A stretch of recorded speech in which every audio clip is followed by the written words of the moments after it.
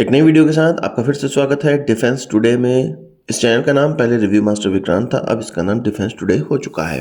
अपनी सबसे पहली खबर की बात करेंगे। ATA-GS की तरफ से निकलकर सामने आ रही है। आपको पता है कि DRDO की तरफ से इसको डेवलप किया गया है, जिसकी मैन्युफैक्चरिंग कल्याणी और टाटा की तरफ से की जाती है। उनको टेक्नोलॉजी ट्रांसफर की गई है और इंडियन आर्मी का एक कॉन्ट्रैक्ट था, एक टेंडर था, जिसमें कि 307 इस प्रकार के हॉवित्जर या आर्टिलरी गन्स खरीदने थे, जिसमें कि कल्याणी विजयी घोषित किया गया था और 60% हॉवित्जर उसी को बनाने थे इस टेंडर के लिए। अभी तक इसका कॉन्ट्रैक्ट साइन नहीं किया गया था या CCS की तरफ से इसका अप्रूवल नहीं दिया गया था।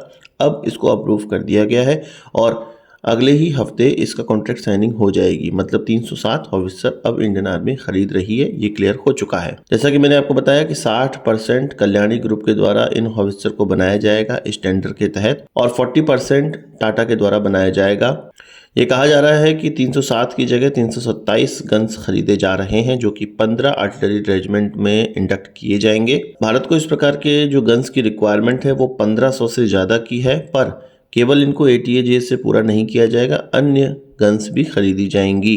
पर जहां ये कयास लगाया जा रहा था कि हमारी इस गन को कब खरीदा जाएगा, लोग पूछ रहे थे कि कब खरीदा जाएगा। 2013 से ही इसका ट्रायल हो रहा है, कब इसको हम लोग खरीदेंगे। तो अब वो समय आ गया है कि जब हम अपने ATA-GS को इंडक्ट करने जा रहे हैं। आपको ये खबर सुन के कैसा लगा, कमेंट बॉक्स में ज़रूर बताइएगा। अब बात कर लेते हैं ट्रॉफी एक्टिव प्रोटेक्शन सिस्टम की, जो कि आर्मर्ड व्हीकल के प्रोटेक्शंस के लिए या टैंक्स वगैरह के प्रोटेक्शन के लिए इस्तेमाल किया जाता है। इसमें फरवरी में Rafael advance defence system limited और लार्सन एंड टुब्रो के बीच में एक MOU साइन हुआ, जिसमें कि अब L&T के द्वारा इसका इंटीग्रेशन हमारी व्हीकल्स में किया जा सकेगा।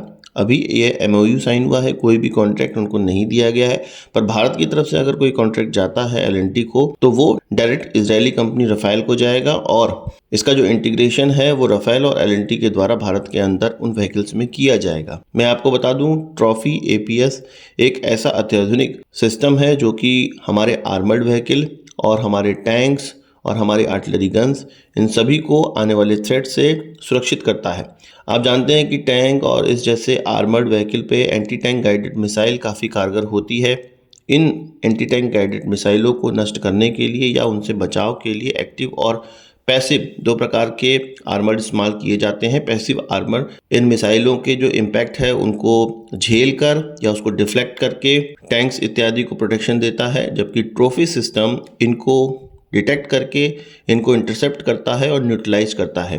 ट्रॉफी सिस्टम में ऐसे सेंसर्स और रडार लगे होते हैं जो कि इनकमिंग थ्रेट को पहचान लेते हैं और उसको बीच रास्ते में ही एक एम्यूनिशन लॉन्च करके नष्ट करते हैं या उनके इम्पैक्ट को वहीं ख़त्म करने का प्रयास करते हैं, टैंक इत्यादि पे उसको टकराने नहीं देते हैं।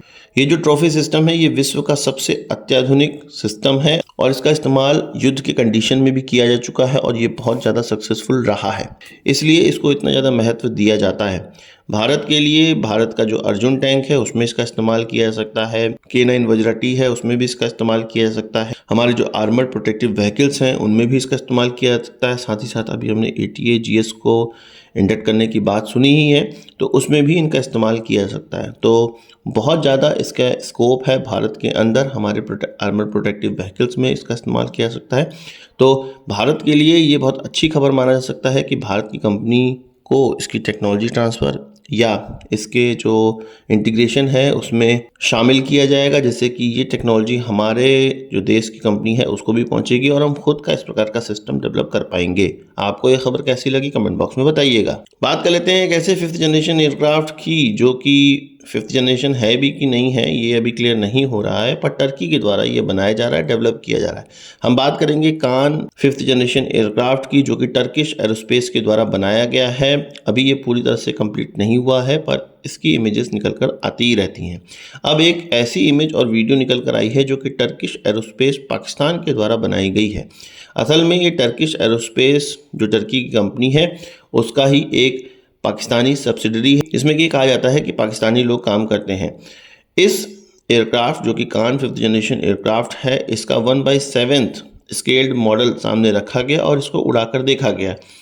इसका वीडियो अगर देखेंगे तो इसमें देखने में लग रहा है कि हाँ, एक छोटा एयरक्राफ्ट उड़ाया जा रहा है जिसको कि कान 5th जनरेशन एयरक्राफ्ट का एक छोटा मॉडल कहा जा रहा है। और पाकिस्तानी इसको देखकर काफ़ी खुश भी हो रहे हैं, काफ़ी शेयर भी कर रहे हैं और कह रहे हैं कि देखो पाकिस्तानी इंजीनियर्स में कितना दम है कि टर्किश एयरक्राफ्ट का एक छोटा वेरिएंट हमने तैयार कर दिया है। पर गौर से देखने में लगता है कि ये एक केवल खिलौना है जो कि रिमोट कंट्रोल से चलाया जा रहा है। इसमें एक छोटी मोटर लगी हुई है जो कि इसको उड़ने के काबिल बना रही है। इसमें वो डिटेलिंग जो कि छोटे स्केल मॉडल में होनी चाहिए वो कोई भी डिटेलिंग देखने को नहीं मिल रही है और ना ही इसको पूर्णतः एक एयरक्राफ्ट कहा जा सकता है। इवन जिस कान एयरक्राफ्ट का इसको स्केल मॉडल कहा जा रहा है उसके जैसा ये हल्का फुल्का दिखता है, पर बहुत सी डिटेलिंग है जो कि कार एयरक्राफ्ट में है और इसमें मौजूद नहीं है। जैसे तैसे किसी एक मॉडल को तैयार कर दिया गया, रिमोट कंट्रोल से उसको उड़ा दिया गया और वाई बटोरी जा रही है कि टर्किश एयरक्राफ्ट का पाकिस्तानी वेरिएंट तैयार कर लिया गया है। आपको ये वीडियो देख के कैसा लगा कमेंट बॉक्स में बताइएगा। क्या जो मैंने आपको बताया वैसा ही लग रहा है आपको? कमेंट बॉक्स में बताइएगा। अभी हमने टैंक के एक्टिव प्रोटेक्शन की बात करी और ट्रॉफी सिस्टम की बात करी। अब कुछ इमेजेस ऐसे निकल कर सामने आए जिसमें कि हमारे T-72 टैंक पर इस प्रकार का प्रोटेक्शन हमें देखने को मिल रहा है। इसमें कैनोपी लगाई गई है, साथ ही साथ बॉल और चेन लगाया गया है। टैंक के चारों ओर भी चेन और बॉल से प्रोटेक्शन दी गई है, साथ ही साथ इंजन पर प्लेटें लगाई गई हैं। ये सारी चीज़ें, ये सारी व्यवस्था की जा रही है ड्रोन से बचने के लिए। और जो यूक्रेन के द्वारा रशियन टैंक को नुकसान पहुंचाया गया और उसमें रशियन लोगों ने जो मॉडिफिकेशन किए, कुछ उसी प्रकार का मॉडिफिकेशन हमें भी देखने को मिल रहा है। चारों ओर से लॉइटरिंग म्यूनिशन टैंक से न लड़ जाए इसके लिए चेन्स लगाए गए हैं। ऊपर से लॉइटरिंग म्यूनिशन के द्वारा कोई बम ना गिराया जाए इसके लिए कैनोपी लगाया गया है और हमारा आदमी सुरक्षित रहे, हमारी टैंक सुरक्षित रहे, ये सारी व्यवस्था की गई है।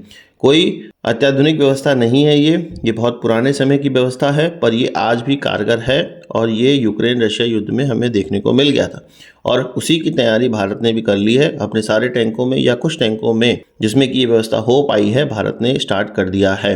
आपको ये देख के कैसा लगा कमेंट बॉक्स में बताइएगा। बात कर लेते हैं माज़गांव डॉक शिप बिल्डर्स लिमिटेड की, जो कि भारतीय PSU है, डिफेंस PSU है। इसके द्वारा AIP का कंस्ट्रक्शन स्टार्ट कर दिया गया है। ये जो AIP का कंस्ट्रक्शन स्टार्ट किया गया है ये एक बड़ा माइलस्टोन है। ये भारतीय टेक्नोलॉजी से लैस AIP सिस्टम अब कलवरी क्लास के सबमरीन्स में लगाया जाएगा। कलवरी क्लास के सबमरीन में ये जो सिस्टम है वो प्लग एंड प्ले की तरह लगाया जाएगा। इस सिस्टम को सबसे पहले डेवलप किया जा रहा है। कुछ 8 से लेकर 10 मीटर का ये AIP जो प्लग सिस्टम है वो लगभग 300 टन का है और इसको बनाने के बाद अपने कलवरी क्लास के सबमरीन को बीच से काटा जाएगा। नेवल ग्रुप जो कि Scorpene class submarine, Kalvari class submarine की एक मुख्य एजेंसी है, उसकी देख रेख में ये सारी चीज़ें हो रही हैं, उसके असिस्टेंस में ये सारी चीज़ें हो रही हैं। इस सबमरीन को बीच से काटा जाएगा। ये जो हमारा AIP सिस्टम है उसको इंस्टॉल किया जाएगा और फिर से इसका सर्टिफिकेशन नेवल ग्रुप के द्वारा दिया जाएगा।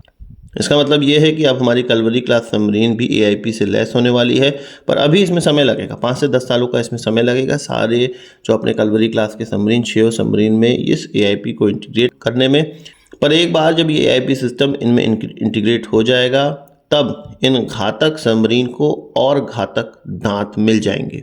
आपको ये खबर सुन के कैसा लगा कमेंट बॉक्स में जरूर बताइएगा। तो आज की इस वीडियो के लिए बस इतना ही। आशा करता हूँ कि वीडियो पसंद आया होगा। आप इसको एक बड़ा थम्स अप जरूर देंगे। इस वीडियो संबंधी सवाल सुझाव हो कमेंट बॉक्स में जरूर लाइएगा और यदि आपने हमारा चैनल सब्सक्राइब नहीं किया उसे भी कर लीजिए क्योंकि हम इस प्रकार की वीडियो लाते रहते हैं। नमस्कार, थैंक यू, जय हिंद।